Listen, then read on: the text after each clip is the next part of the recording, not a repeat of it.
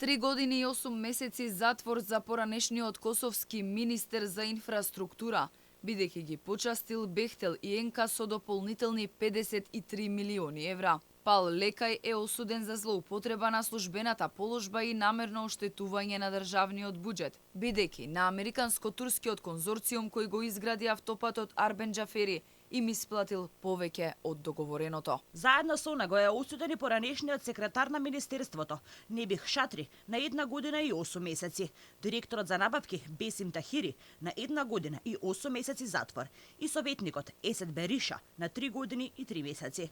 Во своите прелиминарни изјави сите обвинати се изјаснија за невини. Адвокатите на осудените по одлуката се изјаснија дека ќе се жалат до апелациониот суд.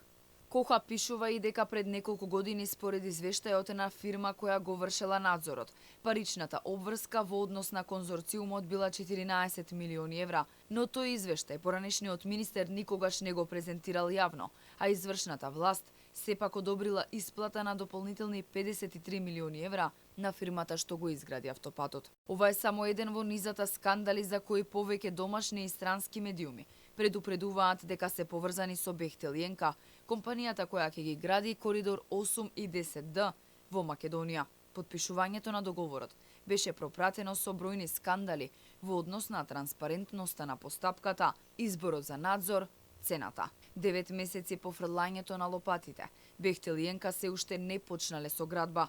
За сега се во тек геомеханички истражувања за дел од автопатите и експроприацијата.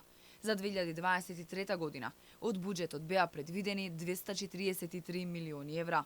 Оваа година американско-турскиот конзорциум ќе добие уште 250. Овие патишта ќе се прават по принципот клучна рака, односно Бехтел и Енка ќе се изготват физибилити студија, ќе проектираат и целосно ќе го изведат проектот.